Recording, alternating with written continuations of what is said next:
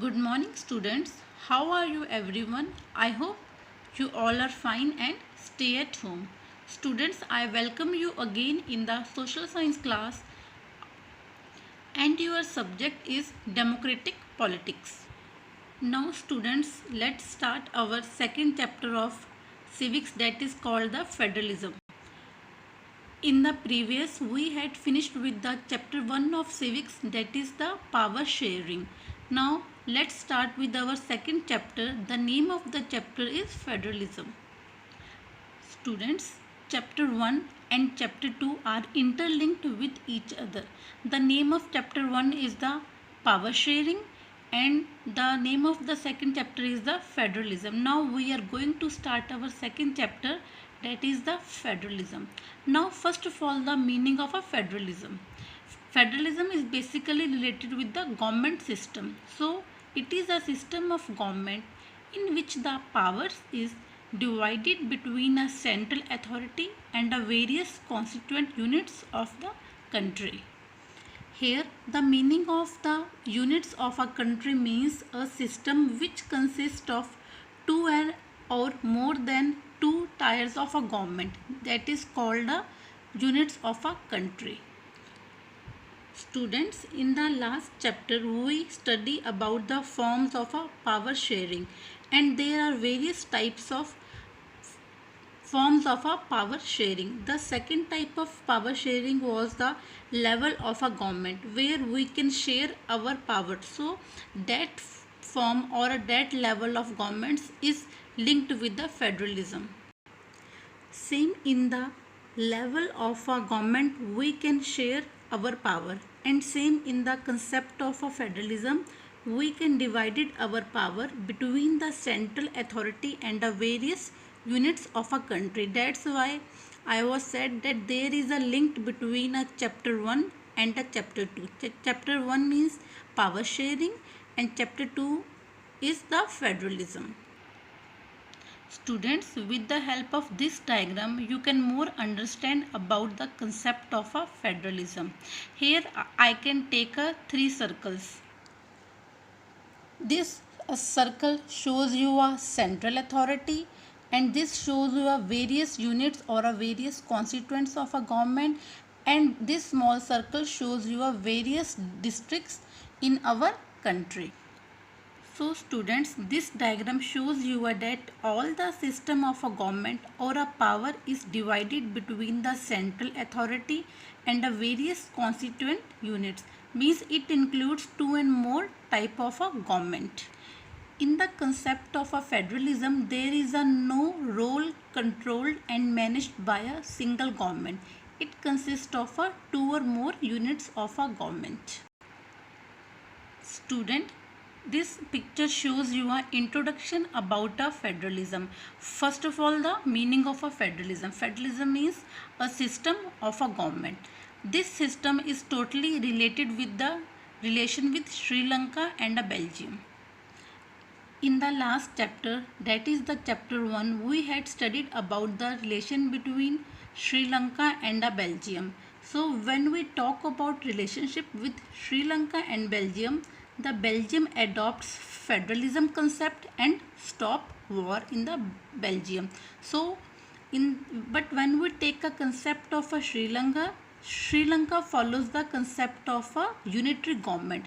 Unitary government means where all the decisions was taken by a government. Here there is a no single decision was taken by a public people. All the rules was managed by the government. So the conclusion is that Belgium follows the concept of a federalism and there is a no war in the country of a peoples between the in the country Belgium. But when we talk about the Sri Lanka country, there is a unitary government where there is a fight between all the members of a country because there all the decision was in the hand of a government. There is a no role of a public in the decision making power. So here the reasons come that why we can follow the concept of a federalism, because we can connect with the power sharing. That's why we have followed the concept of a federalism. So students, this is the introduction part of a federalism, which consists of a meaning, its relationship with the Sri Lanka and a Belgium country, and what is the reason of a federalism that was followed in the Indian country. Students, I request to you that before understanding this chapter, federalism, you must be careful read about the first chapter of civics, that is called the power sharing, because these two chapters are interlinked with each other. Now the next topic in the concept of a federalism is the level of a government. Here there are two levels of a government. First of all, government for the entire country, that is basically responsible for a national interest. Second one is the government at the level of a state, that looks much the day-to-day care administration of the states. This slide also shows you about the two levels of a government. Now students, now here you can more understand about the concept of a federalism. Federalism is a system where a dual machinery of a government functioning. Here the concept of a federalism, there are two levels of a government. One is the central authority and second one is the state government. Now the next concept comes in the federalism is the unitary system. Basically, unitary system is a form of administration. There is only one level of a government, means all the powers was managed by a single government. Here there is no subunits or subordinates under the government. Here central government passes on the orders to other levels of a government. So other levels of government are subordinates to central government. So basically unitary system means here there is only one level of a government. Here there is no subunits or a subordinates. Now the next topic in the federalism is features or characteristics of a federalism. There are various types of features in the federalism. Now we can discuss it with one by one here. Now first of all, it consists of two or more levels of a government. In the federalism we already studied about that federalism is a concept which consists of a two or more units of a government. So the essential feature, it includes that definition where there are two levels of government in the country. There can be even more, means it may be two or more than two, but the entire power is not concentrated with the single government, means here there are the role of two governments. Now come to the second feature, that is the each level has its own power or a jurisdiction. Here jurisdiction means the power of a judge. The second function shows that all levels of governance will govern the same citizen, but their judgment will be different. Their judgment will be different because each level of a government have their own specific powers. Like here I can take an example of a legislate.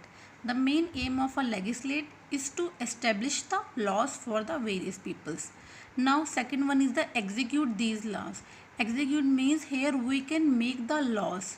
So it is the duty of a judiciary or a judge that they can check that the rules that was made by the legislature is right or wrong. Now the third feature is jurisdiction is specified by the constitution and there is constitutional guarantee of authority. It means all the laws was made by the constitution and everybody should follow this type of law.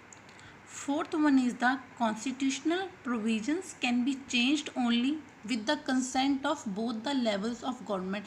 It means if we want to make a change in any type of policy, we have to take a permission from both the levels of a government. Why? Because the federalism consists of the two or more types of a government. Fifth feature means there is a court interrupts the constitution and power of different levels of a government. It means there are two levels of a government. Each level of a government has a separate judges and a separate duties. So there is a most chances of a possibility of a conflict arise between these two governments. So it is the duty of the court or it is the duty of the government that they can interfere in these matters. Now last feature is sources of revenues are clearly specified. It means when there is a power sharing between the two levels of government, there should also be a system in place for revenue sharing. Both levels of a government should have their own autonomous revenue. Here, autonomous means single revenue streams.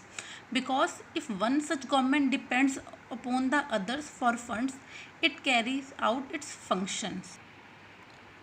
Sources of revenue includes means from where the government get the money, means what is the basic source of income for the government to increase their money.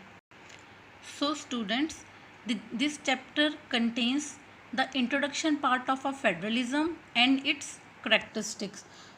So students, stay at home, stay safe, don't go outside and revise this chapter carefully. Thank you and have a nice day.